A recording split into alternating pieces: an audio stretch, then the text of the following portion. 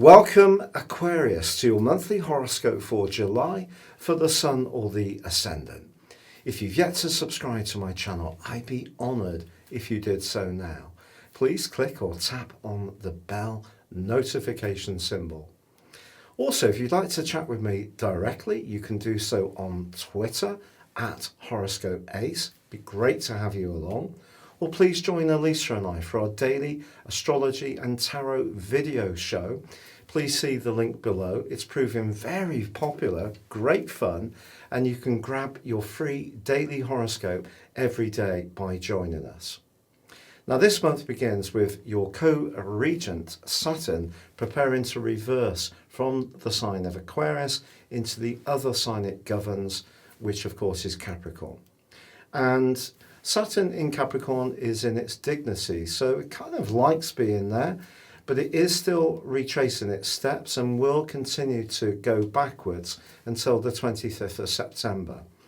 However, it is going to return to Aquarius on the 17th of December, but it will be joined on the 20th by wonderful Jupiter, and on the 21st of December they come together beautifully, and that's going to be a very significant event for us Aquarius people. Also, as this month begins, Mars, the planet of passion, has moved into the sign of Aries, where it's going to be until the 6th of January next year. This is going to give an opportunity to be much more physically active, mobile, vocal, and it forges a beautiful link with Venus, which may still be in shadow, but it's no longer retrograde, so the two are collaborating wonderfully for the whole of this month. If you're able to connect with somebody new, or social distancing has been reduced in your particular locality, this can be a fabulous opportunity to rekindle your social and also romantic situation. If you're already in a relationship, it is a little bit more complex this month because the Sun and Mercury are in the part of your horoscope to do with obligations, work, sacrifices, where we put a shift in to help others. And of course, Mercury's in retrograde through to the 12th. It's not going to come out of shadow until the 25th. So anything to do with appointments, chores, obligations are going to be subject to potential snags. All we can do, all of us, is make sure that the things we can influence, we manage microscopically carefully to make sure that we get the details right. Someone else could still make a mistake which can affect us, but that's all we can do. But you can also see Mercury retrograde in this area is a great opportunity to reorganize or rejig in some way, which makes life work more smoothly. And the area that could be in question may be around your work, could be around your fitness regime, what you eat and drink, nutrition, that kind of stuff. But the Sun actually forges a quite beautiful link with Neptune in the second week of this month. So that's a great opportunity to use your more sensory energies to try to change some more practical features. But also Jupiter forges a beautiful link with Neptune for the whole of this month. It suggests that you're embracing more and more a philosophy which is really helping to shape a sense of purpose and a sense of identity for you. And this may not be something you're necessarily shouting from the rooftops about, but you are feeling an evolution going on in your situation. However, there's no denying with Saturn moving back into the 12th solar house, if there is old issues which have yet to be completely let go of in terms of old hurts, difficulties, obstacles, blockages, particularly of a more psychological kind, then the next few months is a great platform to grapple with these again. Next year is going to be so much more liberating, I assure you. So really all Saturn's asking you to do is make sure you're clearing up any loose ends that are still outstanding.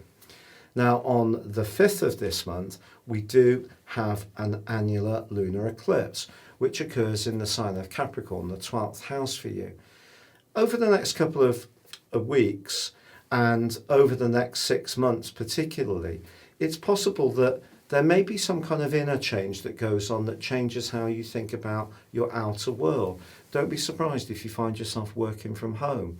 If the experiment of doing so with COVID becomes a bit more of a permanent feature, or you think about starting a home-based business because your creativity has really sprouted with the time to think and breathe that you've had, that's a real possibility.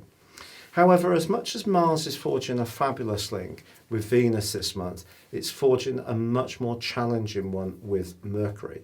And from the 5th through to the end of the month, one of the features of this right angle between the two could be stress if you pick over the detail of things too much. There may be some situations where it's just better not to sweat those details, to let them go, to realise that we can't please all of the people all of the time.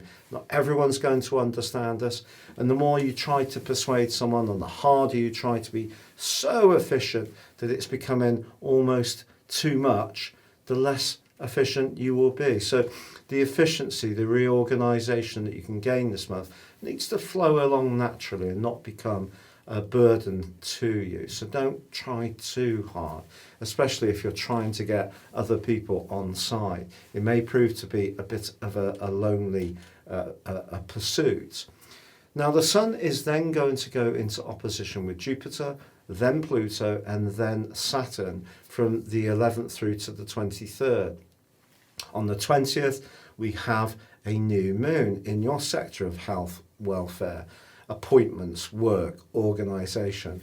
But because Saturn is there in opposition, it could be that if you are feeling any sense of personal inhibition, or there's some old senses of injustices, or you have some kind of health issue which means that you don't have an abundance of energy, it's going to be even more important that you pace yourself in the following month from the 20th. That doesn't mean to say you can't make progress, just see it as a step-by-step way of moving forwards from the impact of COVID and the overall impact this has had on you, whether it's around your work, your health, your social interaction, or your relationships. Now, when it comes to relationships, a huge boost occurs on the 22nd. The Sun roars into its home zone of Leo. It's going to really give you a much greater desire to interact with others. It links in with Mars and Venus eventually, but it does square up with Uranus as the month draws to a close. Perhaps your desire to be a free spirit won't quite mesh with someone that you live with. Maybe you're going to need to give way a little bit, show a bit of flexibility around a relationship as this month draws to a close. So it does sound a little bit of an unsexy month, doesn't it? But don't underestimate the impact of Venus and Mars. It's a glorious alliance, and it just means you just need to be really grounded about your expectations, whether it's about socialising and whether it's about love and relationships, if you're looking to meet somebody new. But overwhelmingly, this is a month where you have an opportunity to continue to repair and heal. Healing is such an underestimated thing in our lives. And once the healing really gains traction, then that's going to create the opportunities to link with others. And next year is going to be such a brighter year for you. If you'd like to ascend above your zodiac sign, embrace serious astrology, why not check out my personal horoscope reports beneath this video? You can get 30% off your character analysis and 12-month forecast, or you can choose to have a one-to-one with me. Please see the testimonials beneath this video. But for now, take care, stay safe, good luck, and goodbye.